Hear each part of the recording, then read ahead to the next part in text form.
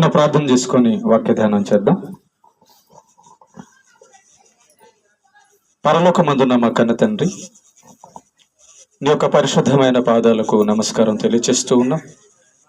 ఈ రీతిగా కరుణమ్మ యొక్క గృహములో నీ యొక్క వాక్యము ధ్యానించడానికి, తెలుసుకోవడానికి మాకు ఇచ్చిన అవకాశాన్ని బట్టి స్తోత్రాలు. కరుణమ్మని ప్రభువు నీ సన్నిధికి పిలుచుకున్నావు, నీ బిడ్డగా మార్చుకొని కొన్ని దినాల యొక్క భూమి మీద ఆయుష్కాలంలో నీవు నాయన రక్షించి పరదేశకు చేర్చుకున్నావు. అలాగనే మిగిలిన కుటుంబం కూడా ఆమె బాటలో మాటలో నీ మాటలో నడిచేటట్లుగా వారు కూడా నాయన రక్షణ పొందేటట్లుగా దీవించండి. వినగల చెవులు, గ్రహించగల మనస్సు అందరికీ దయచేయండి.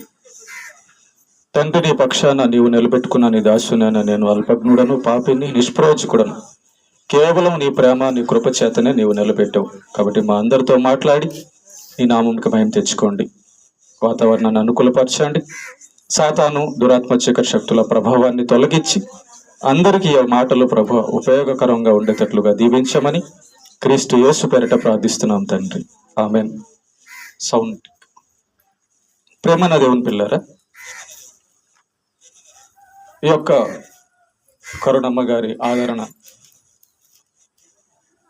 ప్రార్థనలో కొన్ని విషయాలు మనము తెలుసుకోవాలి. సౌండ్కి వచ్చి పెట్టాను, ఒక్క పాయింట్ పెట్టి. స్తోత్రం.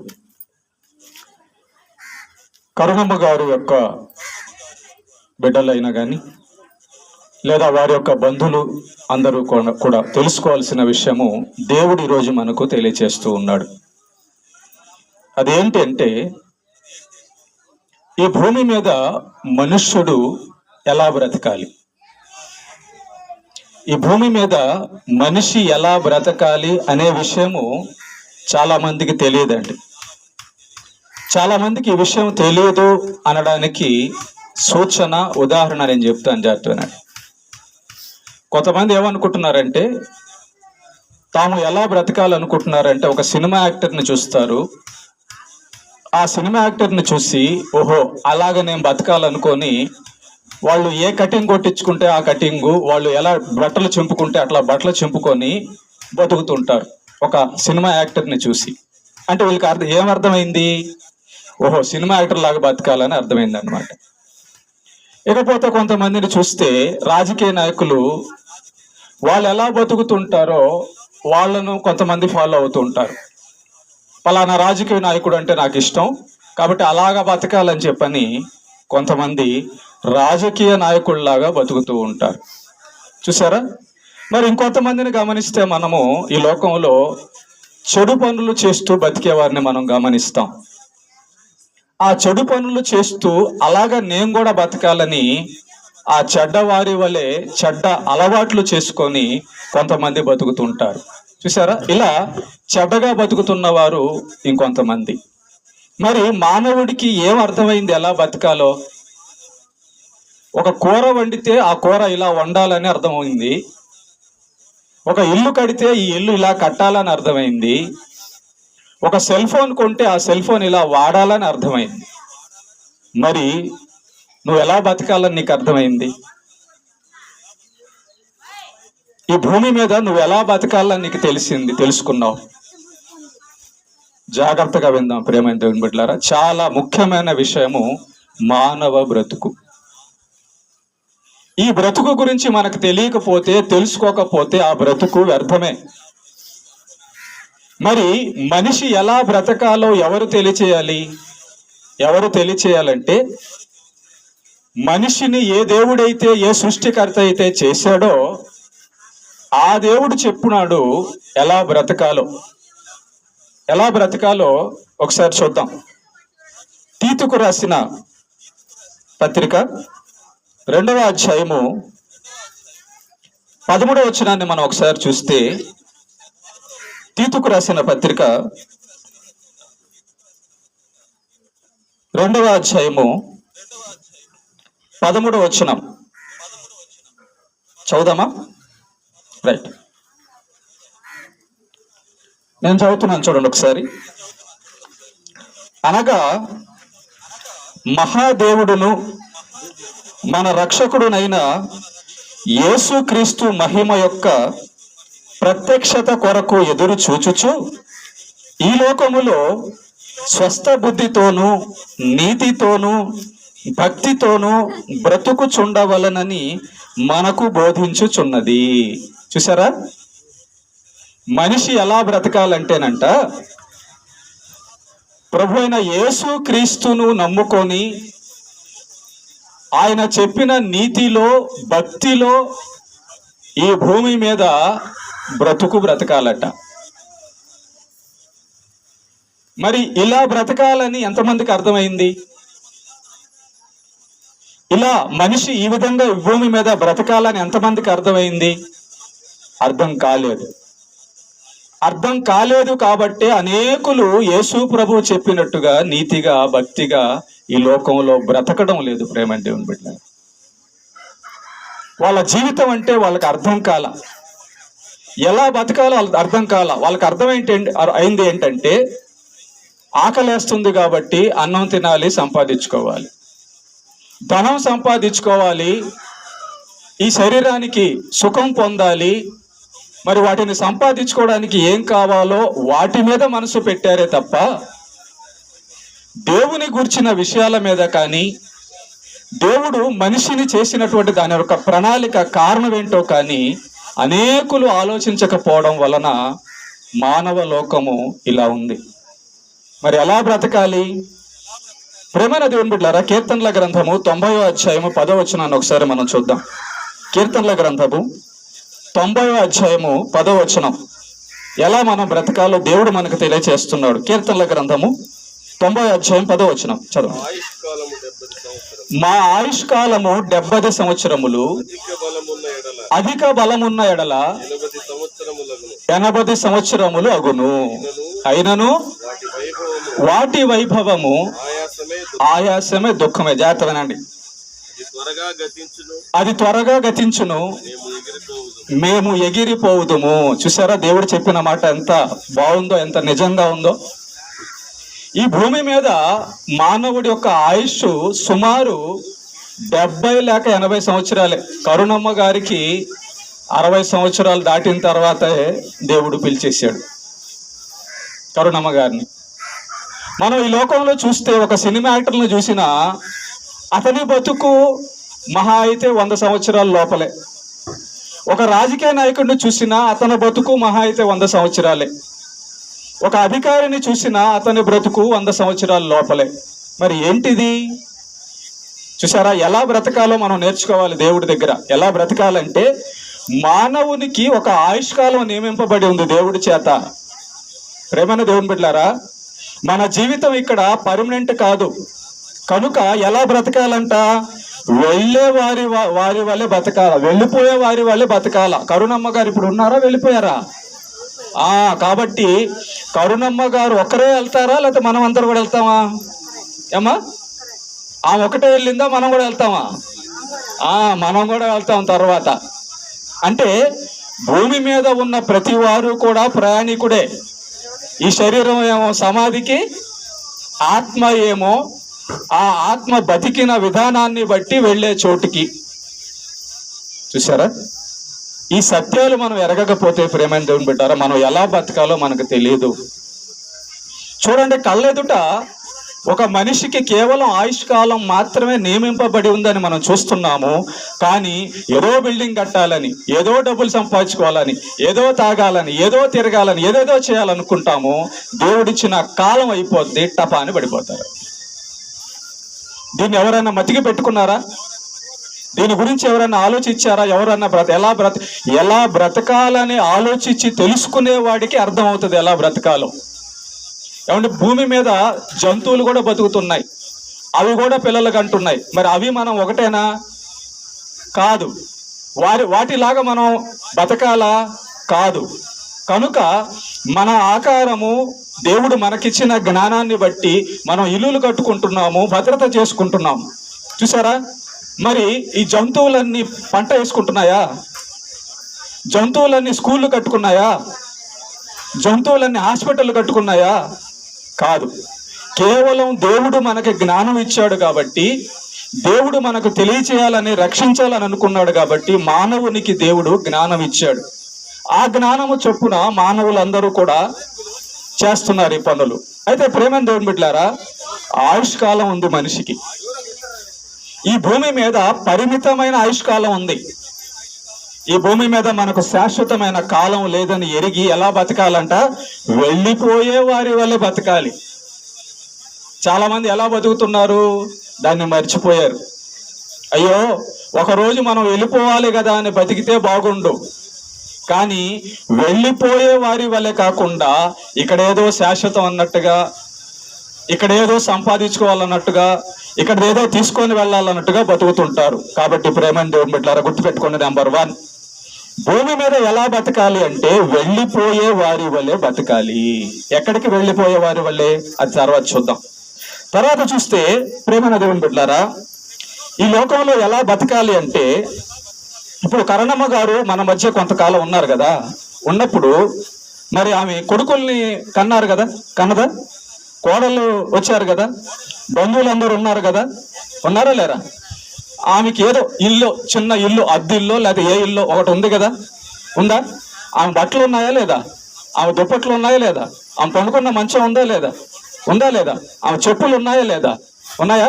వీటిల్లో ఏది తీసుకెళ్ళింది ఒకసారి చెప్పండి నాకు. వీటిల్లో ఏది తీసుకెళ్ళలేదు. అంటే భూమి మీద జీవితంలో మానవుడు ఈ భూమి మీద సంపాదించుకున్నది ఏది కూడా తీసుకెళ్ళడు. పోనీ ఇంకోటి కూడా ఆలోచిద్దాం. ఆమెకి శరీరం ఇచ్చాడు కదా దేవుడు, ఆ శరీరాన్ని ఏమైనా తీసుకెళ్ళిందా? లేదు. ఒక మాట చదవండి, పేతురు రాసిన 2వ పత్రిక 3వ అధ్యాయం 12వ వచనం. పేతురు రాసిన 2వ పత్రిక 3వ అధ్యాయం 12వ వచనం చదవండి ఒకసారి. పేతురు గారు రాసిన 2వ పత్రిక 3వ అధ్యాయము 12వ వచనం. ప్రభువు కన్నులు 2వ పేతురు 3:12. 2 పేతురు 3:12. ఇవన్నీ ఇట్లు లయమైపోవునవి గనుక. ఒక్క నిమిషం అయ్యా, చూడండి. ఇక్కడ కొంతకాలము శరీరాన్ని ధరించినటువంటి కరుణమ్మ గారు యొక్క శరీరము ఇదిగో కొంతకాలం ఇక్కడ ఉంది. దేవుడిచ్చిన ఆయుష్కాలం అయిపోగానే అది కింద పడిపోయింది. దాన్ని తీసుకెళ్లి మనం మట్టిలో పాతి పెట్టాము. అది కొంతకాలకే ఏమైపోయింది? లయమైపోద్ది, మట్టిలో కలిసిపోద్ది. ఇవన్నీ లయమైపోవునవే. నువ్వు కట్టుకున్నవన్నీ కూడా విడిచి వెళ్ళేవే. ఇవన్నీ లయమైపోయినవి కనుక ఆకాశములు రవులుకొని లయమైపోవునట్టియు పంచభూతములు మహావేంద్రముతో కరిగిపోవునట్టియు దేవుని దినపు రాకడ కొరకు కనిపెట్టుచు దానిని ఆశతో అపేక్షించుచు మీరు పరిశుద్ధమైన ప్రవర్తనతోను భక్తితోను ఎంతో జాగ్రత్త గలవారై ఉండవలెను. ప్రియమైన దేవుని బిడ్డలారా, ఇక్కడ మనం సంపాదించుకున్నది ఏది కూడా ఇక్కడి నుంచి తీసుకొని వెళ్ళలేము. కాబట్టి మనం ఎలా బతకాలంట? విడిచే వారి వలె బతకాలి. కొడుకులు ఉన్నారు, తీసుకోపోయిందా విడిచెళ్ళిందా కరుణమ్మ? కోడళ్ళు ఉన్నారు, తీసుకోపోయిందా విడిచెళ్ళిందా? ఇల్లు ఉంది, తీసుకోపోయిందా విడిచెళ్ళిందా? శరీరం ఉంది, తీసుకెళ్ళిందా విడిచిపెళ్ళిందా? కాబట్టి ప్రేమైన దేవుని బిడ్డలారా, గుర్తుపెట్టుకోండి. రెండోదిగా మనం ఎలా బ్రతకాలంటే ఈ లోకంలో విడిచి వెళ్ళే వారిలాగా బతకాలి. మనం కట్టుకున్న ఈ బట్ట కూడా మనతో రాదు. అంటే అర్థం ఏంటి? ఈ కట్టుకున్న బట్ట అబ్బో నా శరీరము నా దేహము అని చెప్పని ఎక్కడొక కన్నం పెట్టి ఎక్కడొక 2 కన్నాలు పెట్టి ఎక్కడెక్కడో బంగారం అంతా వేసుకుంటారు. ఇది నాదే, నా శరీరం అందం అన్నట్టుగా రకరకాల పౌడర్లు పూసుకుంటారు, రకరకాల అంతా చేసుకుంటారు. ఈ దేహానికి నాదే అంటారు, నాదే అని అనుకుంటున్నారు, నాదే అని కొట్టుకుంటున్నారు, నేనెంత ఉండో అని అనుకుంటారు. కానీ ఒకరోజు ప్రాణం పోయిన తర్వాత నువ్వెంత అంటే మట్టిలో కలిసేదంత. నీ బలం ఎంత, నీ జ్ఞానం ఎంత, నీ శక్తి ఎంత, నీ తెలివెంత? ఎంతో కాదు. కాబట్టే కాపాడుకోలేవు. ప్రేమైన దేవుని బిడ్డలారా, రెండోదిగా ఈ లోకాన్ని, లోకములో ఉన్న వాటిని విడిచి వెళ్ళే వారిలాగా మనము బతకాలి. తర్వాత ప్రేమ దేవుని బిడ్డలారా గుర్తుపెట్టుకోండి, ఎలా బతకాలి మనం అంటే, ఎలా బతకాలంటే ఆ ఎలా బతకాలో ఎవరు తెలుపుతారో ఆ తెలియచేసే వాని వద్దకు వెళ్ళి తెలుసుకొని బతకాలి. ఎవరు తెలియజేస్తారని చెప్పిందాక నేను చెప్పాను, ఎవరు తెలియజేస్తారని చెప్పాను? దేవుడు తెలియజేస్తాడు, సృష్టికర్త తెలియజేస్తాడు. ఈ లోకంలో మనం ఎలా బతకాలంటే దేవునిని తెలుసుకున్న వారే బతకాలి, దేవుని జ్ఞానం కలిగిన వారే బతకాలి. మనం స్కూల్లో చేరుస్తున్నారు కదా, మన పిల్లకాయలు స్కూల్లో చేరుస్తున్నారమ్మా. ఎందుకనంటే 4 అక్షరాలు తెలుసుకోవాలట. అవునా? 4 అక్షరాలు తెరుచుకోవాలి, స్కూల్లో చదువుకోవాలి, కాలేజ్ చదవాలి. బాగా చదివితే గవర్నమెంట్ ఉద్యోగం వస్తుంది. ఆ ఉద్యోగం వస్తే 4 డబ్బులు వస్తాయి. ఆ డబ్బులు వస్తే తినడానికి ఉంటుంది. తిని బాగా వయసు అయిపోయిన తర్వాత చచ్చిపోరా, ఇంకా చచ్చిపోరా. అప్పుడు ఈ చదువు దేనికి ఉపయోగపడింది? మనం చదువుకున్న చదువులు ఇక దేనికి ఉపయోగపడ్డాయి? కోటి విద్యలు కూటి కొరకు.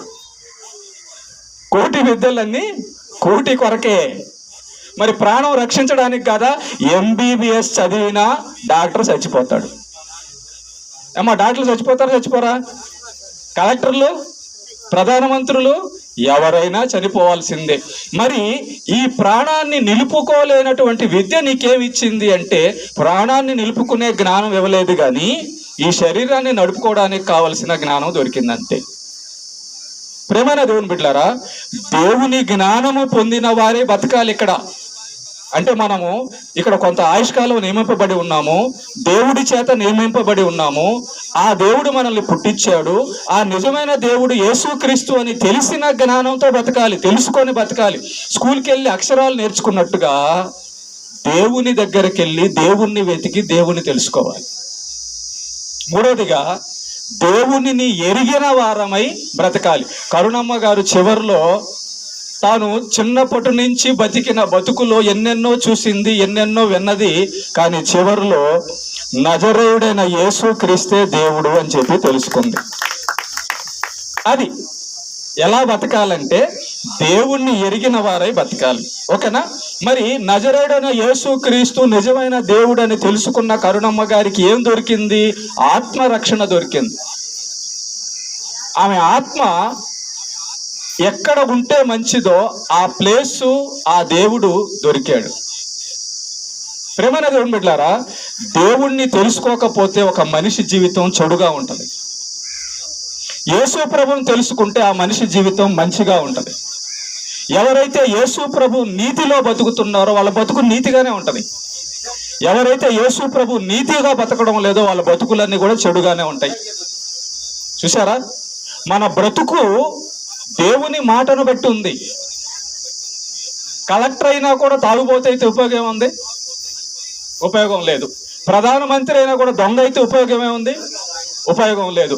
కాబట్టి మనం ఎలా బతకాలి? నీతిగా బతకాలి, ఆత్మ రక్షణను పొంది బతకాలి. ఈ ఆత్మ రక్షణ ఎవరిస్తారు? డాక్టర్ ఇవ్వలేడు. ఆత్మను ఎవరు రక్షిస్తారు? మనుషులు రక్షించలేరు. ఆత్మను రక్షించేవాడు ఎవడంటే ఆ ఆత్మను అనుగ్రహించిన దేవుడు ఒక్కడే ఆత్మను రక్షించగలడు. కాబట్టి 4వదిగా మనం ఈ భూమి మీద ఎలా బతకాలి అంటే మన ఆత్మను రక్షించుకొని బతకాలి. దేవుడి ద్వారా మన ఆత్మ రక్షణ పొంది బతకాలి. తర్వాత ఎలా బతకాలి భూమి మీద అంటే, మనం ఇదిగో ఈ లోకంలో మనుషులందరినీ చూస్తుంటే అనేకులు పాపులుగా బతుకుతున్నారు, అనేకులు చెడ్డవాళ్ళుగా బతుకుతున్నారు. మరి అది బతుకా? చెడ్డగా బతుకుతున్నటువంటి బతుకా కాదు. చూడండి, చెడ్డగా బతుకుతున్న భర్త వలన భార్య ఎంత బాధపడుతుందో, చెడ్డగా బతుకుతున్న కుటుంబంలో ఎన్ని సమస్యలు ఉంటాయో, చెడ్డగా బతుకుతున్న ఆ బ్రతుకును సమాజం విలువకుండా ఉంటుందో. కనుక అలా బతకూడదు. మరి ఎలా బతకాలి? పాపాలు విడిచి పరిశుద్ధుడిగా బతకాలి. ఎవరు చెప్పారు ఈ మాట? దేవుడైన యేసుక్రీస్తు చెప్పాడు. ఎందుకు చెప్పాడు? ఆయన పరిశుద్ధుడు గనక మనల్ని కూడా పరిశుద్ధులుగా బతకమన్నాడు. చూసారా? మనకి ఈ లోకంలో ఎలా బతకాలో ఎవరు చెప్పడం లేదు. స్కూళ్ళల్లో చెప్పడం లేదు, కాలేజీల్లో చెప్పడం లేదు, ఇంట్లో చెప్పడం లేదు, బయట చెప్పడం లేదు. మరి ఎవరు చెప్తారు? దేవుడు ఒక్కడే చెప్తాడు.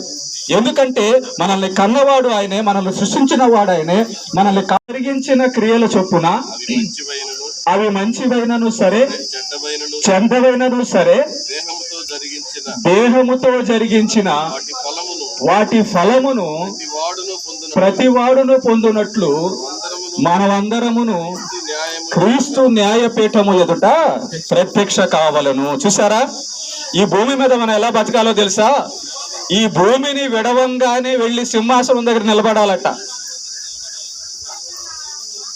ఈ భూమిని మనం విడవంగానే చేయాల్సిన రెండో పని, మనకు జరిగే సంభవం ఏంటంటే, కన్ను మూయంగానే కరుణమ్మ యొక్క ఆత్మ దేవుని సింహాసనం ఎదుట నిలబడాలి. మనమందరం కూడా తీర్పుకి.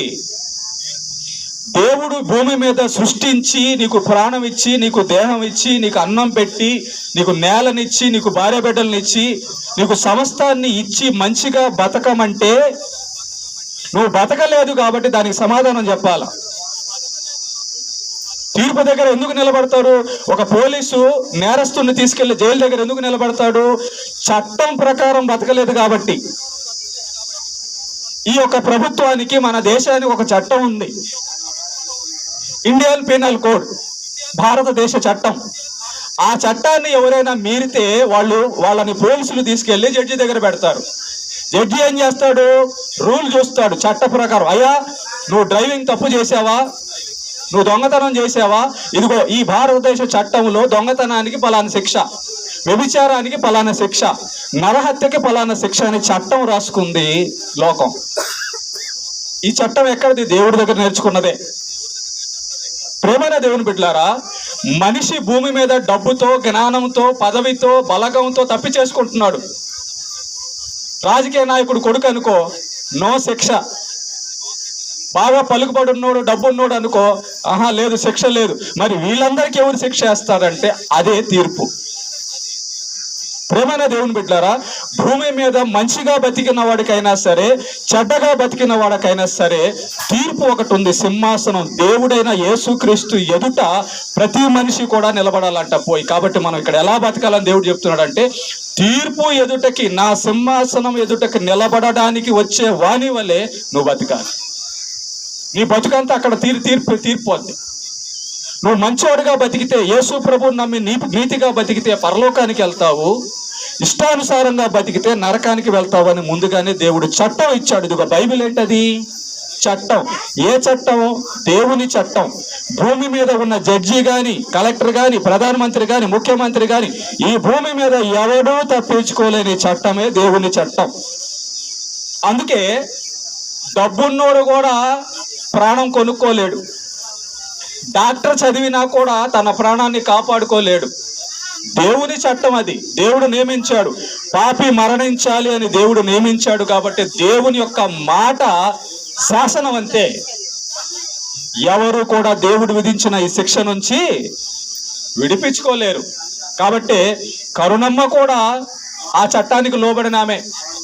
అంతకు ముందున్న వాళ్ళు కూడా ఆ చట్టానికి దేవుని చట్టం ప్రకారం ఎవరైనా జరగాల్సిందంతే. ప్రతి మనిషి కూడా దేవుని యొక్క చట్టం ఉంది. ఆ చట్టం ఏం చెబుతుందంటే, మనుషులందరూ ఒకసారి మృతి పొందవలను. హెబ్రీ 9:27 ముగించుకుందాం త్వరలో. హెబ్రీ 9:27 చదవండి. హెబ్రీలకు రాసిన పత్రిక 9వ అధ్యాయం 27వ వచనం.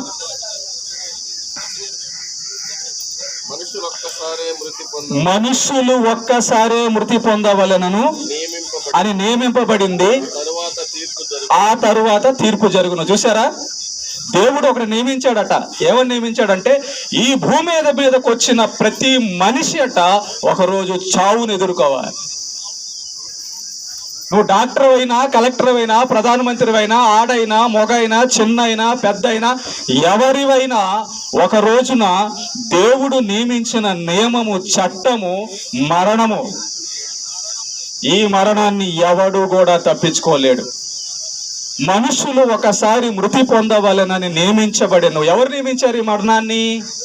సినిమా యాక్టర్లు కాదు, డాక్టర్లు కాదు, పోలీసులు కాదు, జడ్జీలు కాదు, లాయర్లు కాదు, ముఖ్యమంత్రులు కాదు, దేవుడు, సృష్టికర్త అయిన దేవుడు. కనుకే దేవుడి యొక్క చట్టాన్ని ఎవరు కూడా తప్పించుకోలేకపోతున్నారు. ప్రేమ దేవుని బిడ్డలారా, మనం ఎలా బతకాలట? తీర్పు సింహాసనం ఎదుట, దేవుని యొక్క తీర్పు సింహాసనం ఎదుట నించోనే వాళ్ళు వరే ఆ జడ్జి దగ్గరికి వెళ్తే ఎలా చేతులు కట్టుకొని వెళ్తామో, మనం ఎలా బతకాలట ఈ భూమి మీద బతికేటప్పుడు, నేను చనిపోతే దేవుడి సింహాసనం దగ్గర నించోవాడిపోయి, అమ్మో ఆయన దగ్గర నించోవాలంటే ఈ భూమి మీద నేను జాగ్రత్తగా బతికుండాలి. తీర్పు సింహాసనం ఎదుట నించునే వాని వలె మనం బతకాలట.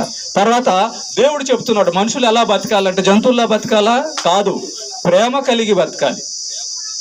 జంతువులు చూడండి, ఒక సింహం ఒక జింకను చూసిందంటే ఏం చేస్తుంది? అన్నం తీసుకొచ్చి పెడుతుందా? వెళ్ళేసి చీల్చేస్తుంది. క్రూర మృగం అది. కాబట్టి మనుషులు క్రూర మృగం వల్లే బతకూడదు. దానికి జాలి, దయ, అయ్యో పాపం ఆ జింకకి 2 పిల్లలు ఉన్నాయి, ఆ పిల్లలు తిందో లేదో, ఇదంతా ఆలోచిస్తుందా సింహం? సింహం ఇదంతా ఆలోచిస్తుందా? అది చూస్తుంది, వెళ్ళి దాన్ని చంపుకొని తినాలనిపిస్తుంది. అంటే వివేచన జ్ఞానం లేదు దానికి. జంతువులకి, క్రూర మృగాలకి ఏముండదు? వివేచన జ్ఞానం ఉంది. నువ్వు నేను ఎందుకు ఇల్లు కట్టుకున్నావు తెలుసా? నువ్వు నేను ఎందుకు స్కూల్కి వెళ్తున్నావు తెలుసా? నువ్వు నేను ఎందుకు హాస్పిటల్ కట్టుకున్నావు తెలుసా? వివేచన జ్ఞానం దేవుడు పెట్టాడు మనకు. కాబట్టి ప్రేమనే దేవుని పెట్టారా? గుర్తుపెట్టుకోండి, మనమందరం కూడా ఎలా బతకాలంటే ప్రేమ కలిగి బతకాలి. ఇదిగో కరుణమ్మ, రమణమ్మ యొక్క కొడుకులు లేదా బంధువులందరూ కూడా వినవలసిన విషయం ఏంటంటే, మీరందరూ కూడా ప్రేమ కలిగి బతకాలి. ఎందుకంటే ఒకరోజు ఈ యొక్క లోకాన్ని విడిచి మనం వెళ్ళిపోవాలి. కొట్టుకోకూడదు, తిట్టుకోకూడదు. ఎందుకంటే మనం ఒకరోజు ఈ లోకాన్ని విడిచి వెళ్ళిపోవాలి. అయ్యో మా అమ్మ కొన్ని రోజులు ఇక్కడ మాతో ఉన్నిందే, మమ్మల్ని కన్నదే, మమ్మల్ని ఎంతో చూసింది అని చెప్పి ఆమె మీద ప్రేమ కలిగి బతకాలి. దేవుడి గురించి తెలుసుకొని బతకాలి ప్రేమ దేవుని బిడ్డలారా. కాబట్టి మనమందరం కూడా మనుషులం, మనమందరం కూడా జంతువులం కాదు. చూడండి, ఒకసారి తాగితే ఎవరినెవరు తిట్టుకుంటారో, ఎవరినెవరు కొట్టుకుంటారో మనకు అర్థం కాదు. అవునా? మంచి మాటలు వినలేరు, మంచిగా బతకలేరు. కాబట్టి ఈ లోకంలో మనం ఎలా బతికితే మంచిదట, ఎలా బతకాలట? ప్రేమ కలిగి బతకాలి. చూడండి, ఇద్దరు బాగా ప్రేమించుకుంటున్నారు, వాళ్ళు కొట్టుకుంటారా? కొట్టుకోరు. అవసరమైతే వాళ్ళు ప్రాణం కూడా పెట్టుకుంటారు. కాబట్టి ఈ లోకంలో మనము ప్రేమ కలిగి బతకాలి. అలాగే దేవుని గురించి తెలుసుకున్న వారు, ఇప్పుడు మేము మీకు వాక్యం చెప్తున్నాం, జాగ్రత్తగానండి, మేము మీకు దేవుని గురించి చెప్తున్నాం. ఇక్కడ ప్రార్థన జరుగుతుంది అంటే దేవుడు మాకు తన విషయాలను తెలియచేసి మీకు ప్రకటించమన్నాడు. చూసారా?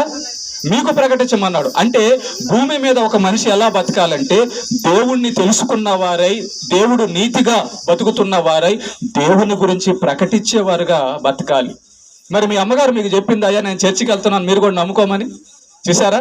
దేవునికి మహిమ కలుగును గాక. ఆ బిడ్డలకు చెప్పింది. ఎందుకంటే ఆమె ఇచ్చే ఆస్తి, ఆమె ఇచ్చే ఏది కూడా ఈ లోకంలో పనికిరాదు. కానీ కేవలం దేవుడైన యేసుక్రీస్తు మాత్రమే వాళ్ళ జీవితాలు బాగు చేయడానికి, వాళ్ళ ఆత్మలో రక్షణ పొందడానికి, నరకం నుంచి తప్పించుకోవడానికి ఆ యేసుక్రీస్తు ఒక్కడే పనికొస్తాడు. కనుకే చాలాసార్లు నాతో కూడా చెప్పింది కరుణమ్మ వచ్చి, అయ్యా నా బిడ్డలు కూడా చెప్తున్నానయ్యా, వాళ్ళ గురించి కూడా ప్రార్థన చేయయ్యా అని చెప్పి ఆమె వచ్చేది. ఆమెను నమ్ముకుంది.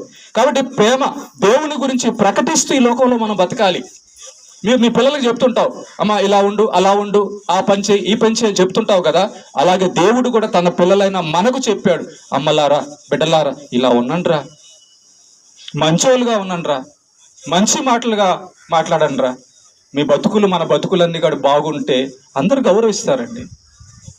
మన బతుకులు బాగుంటే, మన ప్రవర్తన బాగుంటే ప్రతి ఒక్కరు సహాయం చేస్తారు.